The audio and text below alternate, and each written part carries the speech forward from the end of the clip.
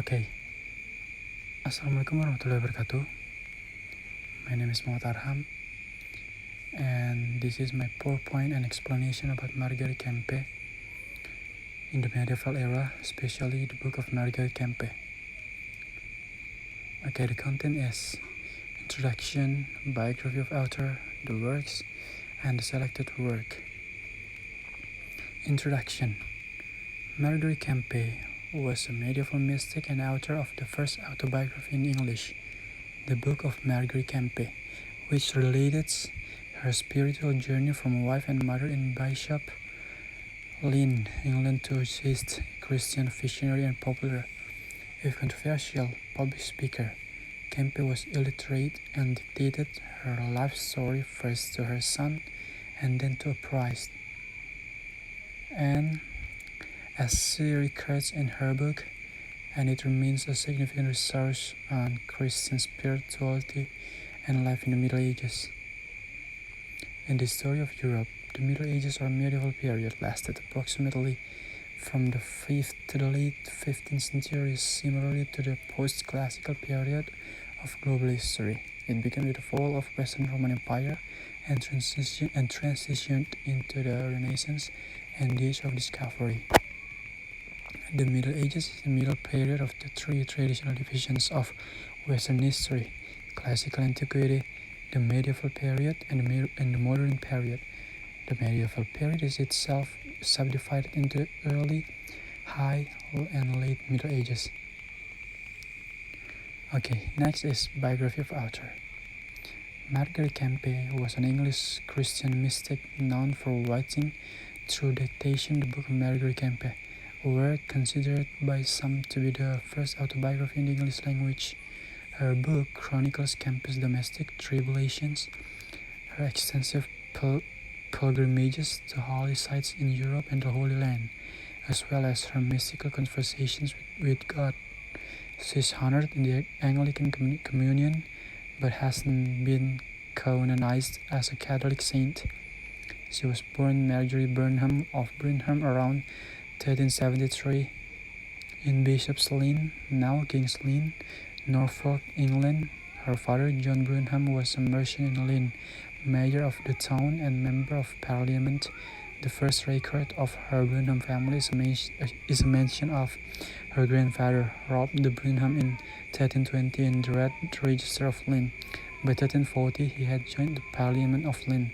Kempe's kinsman, Robert Burnham, became a member of Parliament for Lynn in 1402 and 1417. Okay, the works. The works is the Book of Marguerite Kempe and the importance of suffering for Christ's sake. The Book of Marguerite Kempe is a medieval text attributed to Marguerite Kempe, an English Christian mystic and pilgrim who lived at the turn of the 15th century. It details Kempe's life, her travels, her alleged experiences of divine revelation, including her visions of interacting with Jesus as well as other biblical figures, and her presence at key biblical events such as the Nativity and the Crucifixion. The importance of suffering for Christ's sake. The concept of suffering for Jesus' sake is rooted in the New Testament book of the Acts of the Apostles, where Christ informs Saint Paul that he must suffer in my name. Marjorie doesn't cite this verse directly, but the idea of undergoing suffering as a form of devotion to Jesus is central to her spirituality. The traditional form of such suffering occurs whenever a Christian believer is persecuted for his or her beliefs, and the hallmark of a Christian martyr is a willingness to turn suffering and death into a witness of faith. Okay, next, the selected work. The Book of Marguerite Kempe. Marguerite Kempe is a well-off middle-class townswoman in the medieval English town of King's Lynn. After the birth of her first child, Marguerite has a nervous breakdown, seeing hideouts, devils all around her. Marguerite recovers after having a vision of Jesus Christ, and she decides to devote her life to holiness and contemplation of God. One of the first hurdles Marguerite has to overcome is convincing her husband to live a life of celibacy with her. She succeeds only after having 14 children. After failure of a brewing business he starts, Marjorie becomes certain that God wants her to turn away from the world. Marjorie makes several pilgrimages, the longest and most difficult of which is a journey to Jerusalem with a long stopover in Rome. During the pilgrimage, Margaret is shunned by her fellow travelers but is often accepted by the poor, a pattern that repeats itself throughout her life. Upon her return to England, Margaret does her best to live a life of devotion to Christ as a married woman. However, she is somewhat constrained, such as by the fact that she cannot become a nun. Marjorie continues to have mystical visions of Jesus, the Virgin Mary, and several saints. Marjorie's devotion to Christ is particularly intense and is expressed in highly physical, even sexual, terms. In her visions, Marjorie often sees herself as a servant to Mary or Jesus, acting as an eyewitness to the events of the Gospels. Jesus speaks to Marjorie in her visions of such subjects as the Trinity, the salvation and damnation of souls, and the meaning of the constant tears he sends her. Marjorie tries to spend as much time as she can in prayer or in conversation with her spiritual guides.